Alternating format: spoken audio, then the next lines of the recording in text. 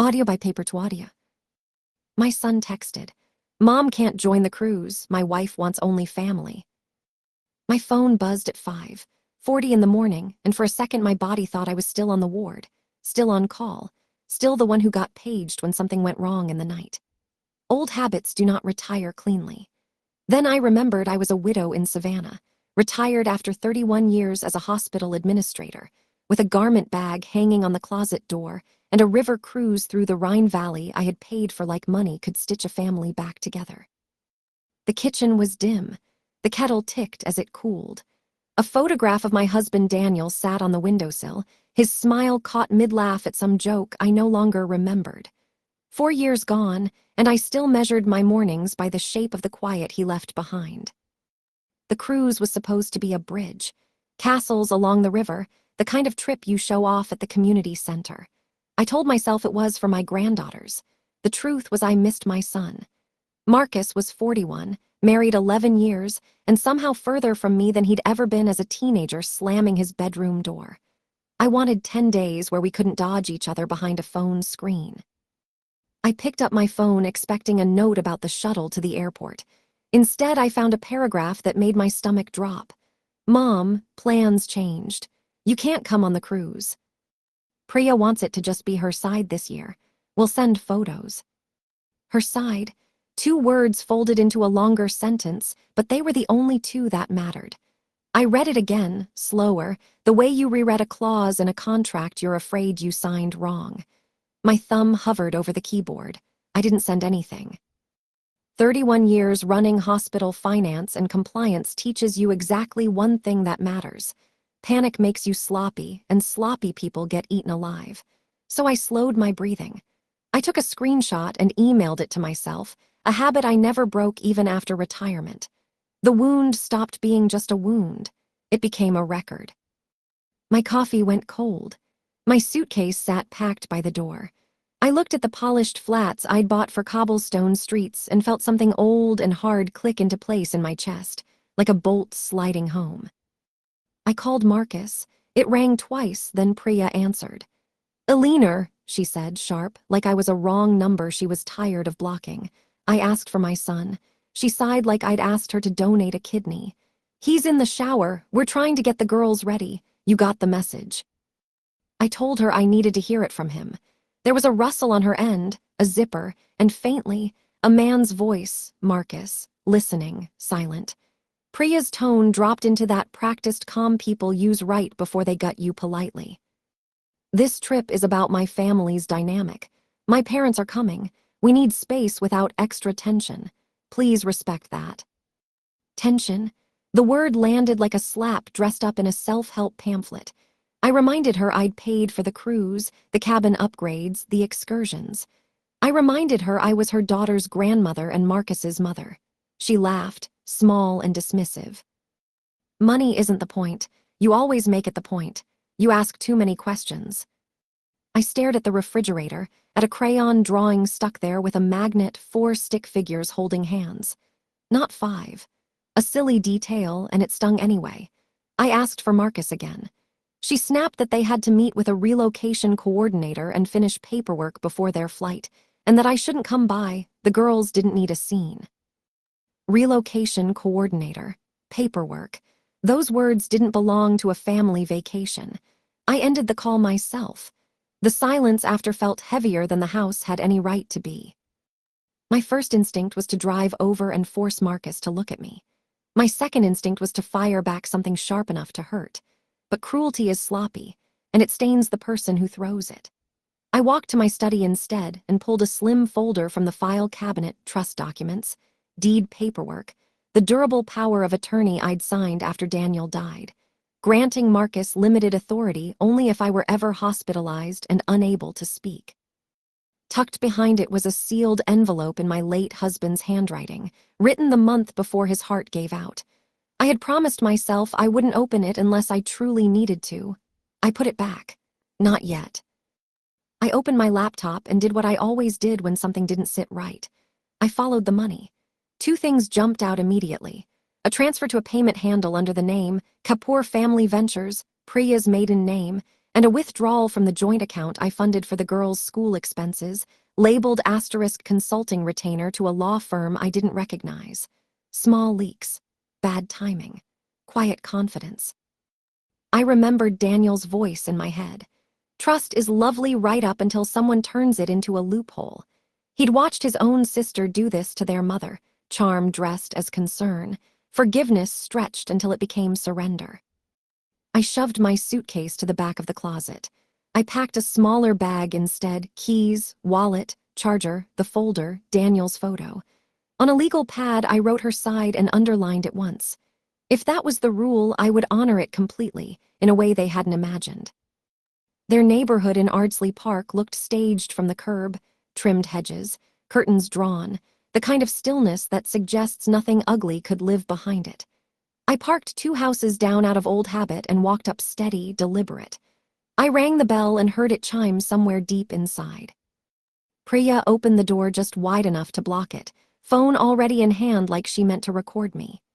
Behind her, the foyer was crowded, not 2 suitcases for a family trip, but garment bags, hardshell cases, a stack of designer totes, a stroller folded against the stairs like they were staging a move, not a vacation.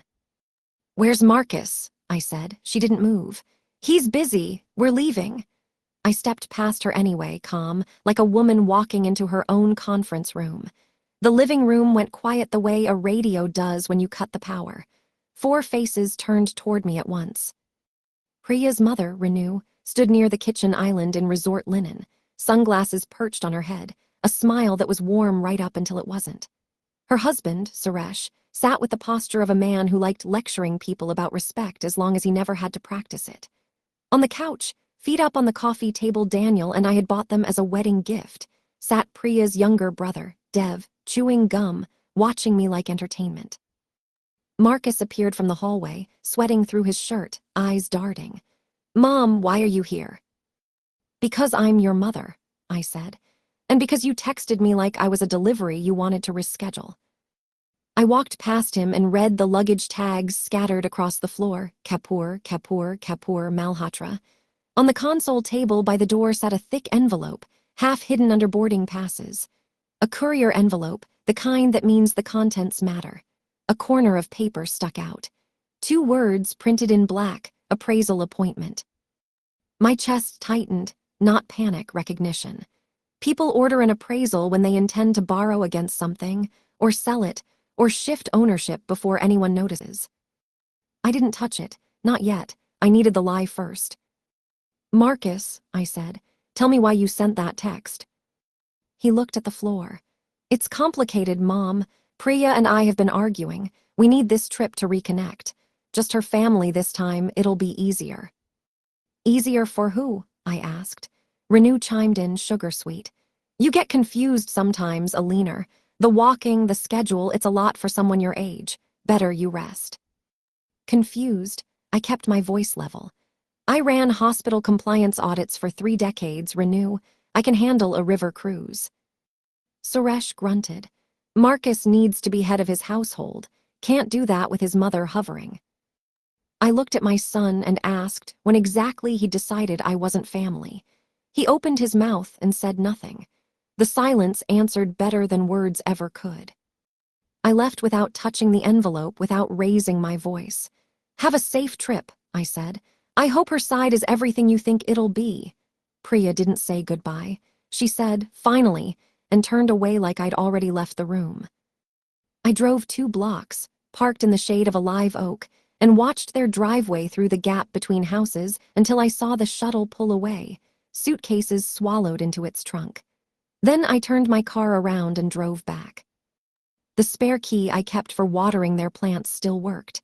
Inside, the house exhaled the way a place does when it's finally alone. I went straight for the courier envelope. The appraisal was scheduled for the week they returned. Attached was a checklist.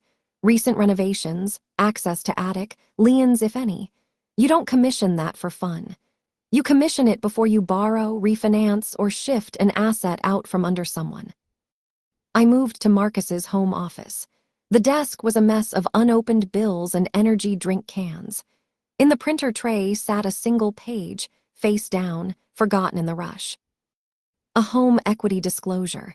My name at the bottom, my signature, except the downstroke was too heavy, the curve too straight. Not my hand. Forged. Behind it, a notary acknowledgement, blank seal space, date penciled in.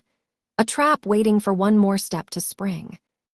I photographed everything, the signature, the notary page, the disclosure with the lender's name. In the trash can, flattened under coffee filters, I found a sticky note. A bank name downtown, a safe deposit box number, a 4-digit code that wasn't mine. Not a streaming password. A vault code.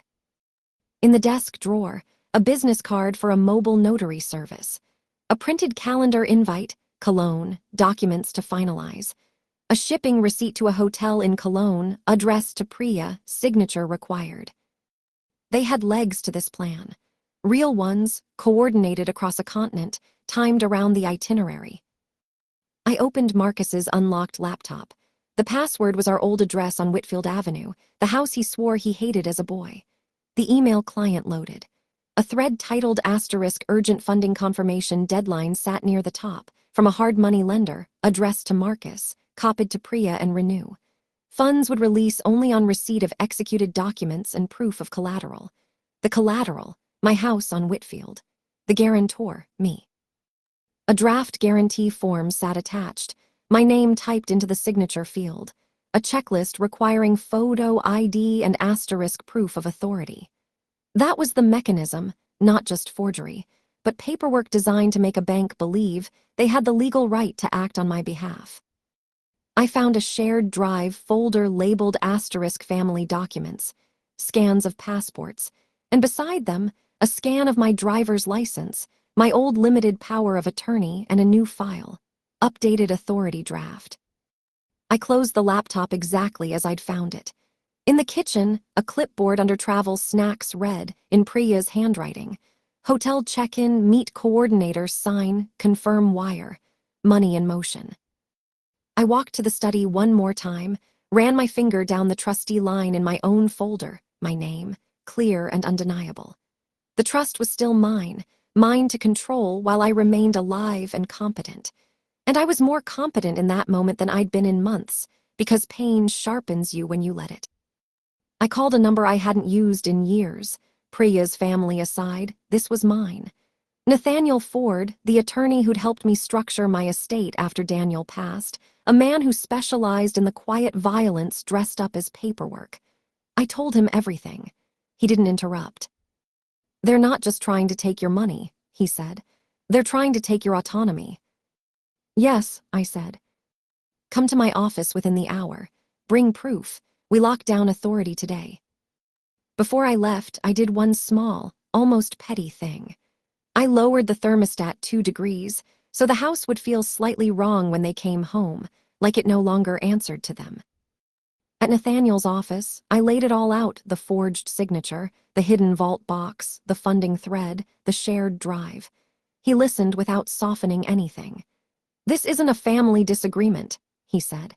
"This is attempted identity theft and attempted theft of your legal capacity, and those are two very different kinds of ugly." We went to the bank together. A note had already been placed on my account. Family requests caution regarding withdrawals due to concerns about cognitive decline. Contact son Marcus Whitfield. Marcus had planted it himself, days earlier, quietly, the way you plant a landmine you hope you'll never need. I had the note removed and a new one added. Customer reports attempted fraud by family members. Do not contact son regarding account activity. Any claim of incapacity requires independent evaluation selected by customer. The bank's fraud officer confirmed there had already been an attempted access on a secondary safe deposit box. Marcus and Renew together, denied because the notary seal was missing. They were racing a clock that had already run out. We accessed the box under proper authorization. Inside, a newer copy of my will, a trust amendment with sections highlighted, a folder labeled * medical history, a leaner Whitfield *, an appraisal draft valuing my house for a large line of credit, and a leather folder holding a personal guarantee agreement with a disbursement schedule. Funds routed first to Kapoor Family Ventures. Not just my son, a family business, and I was the fuel. Nathaniel began calling everyone before the sun set. The lender froze the disbursement. The appraisal firm was warned off the property. The title office logged an emergency filing. My insurance carrier flagged and froze a beneficiary change request, filed 3 weeks earlier, listing Priya as primary beneficiary on a $2 million policy, Marcus as trustee. Not just theft, a payout plan for my death. That night, with my sister Ruthann and my old friend Dorothea beside me as witnesses, I signed a revocation of every prior authority, a new limited directive naming Nathaniel as temporary agent, a medical proxy naming Dorothea, and a fully notarized statement of capacity. Clean, dated, undeniable, before any script they'd written about me could take hold. I transferred my controlling interest in the Whitfield house into an irrevocable trust that same night. Marcus and Priya would need written permission from the trustee to remain there, permission that could be revoked with notice. The house would no longer fund anyone's collateral. Eventually, it would fund a scholarship in Daniel's name, not a bridge loan for people who'd never once asked how I was doing without him. My phone buzzed through all of it: Marcus, then Priya, then Renew, then a strange number that turned out to be a consultant named Dr. Akefer, offering to confirm my travel readiness given recent family concerns. Nathaniel took that call and told him plainly that he'd been identified as a party of interest in an active fraud referral. The calls stopped coming from him. The next morning, we recorded the deed. The stamp on that filing wasn't loud, but it landed in my chest like a door shutting. Then Nathaniel drafted the occupancy termination notice, and we drove to Whitfield Avenue together, Ruthann watching the street, Dorothea standing beside me like a wall, and taped it to the door where Marcus's hand would land the moment he reached for his key that no longer worked. A neighbor called out, asking if I was all right. "I'm handling a situation," I told him. "Call my attorney if anyone asks." That afternoon, Priya's family filed an emergency petition, claiming I was being manipulated by a predatory attorney and an unstable sister. The hearing was set for the next morning. We walked into that courtroom together, Nathaniel, Ruthann, Dorothea, and me in my good navy coat, not a patient, not a child, a woman who still ran her own life. Renew tried her sugar-sweet voice in the hallway. Nathaniel cut her off before she finished a sentence. Suresh tried charm on the judge's clerk. It didn't take. Inside, the Kapoor's attorney spoke of concern, of vulnerability, of an elderly woman making impulsive decisions. Nathaniel answered with documents, not adjectives: the forged signature, the funding thread, the frozen insurance change, the note instructing staff to keep me talking. The judge's pen stopped moving when she reached the line about the disbursement schedule routing to Kapoor Family Ventures. "Is this entity affiliated with the petitioner's family?" she asked. Their attorney hesitated too long. She denied the petition with prejudice. She referred the funding scheme and the insurance filing to the appropriate investigators. She ordered every party to leave me alone, on the record, permanently. Outside, Marcus caught up to me in the hallway, voice cracking. "Mom, please, we can still be family." I looked at him and felt the grief arrive clean, without static. "You didn't miss me," I said. "You missed access. There's a difference, and I finally know it."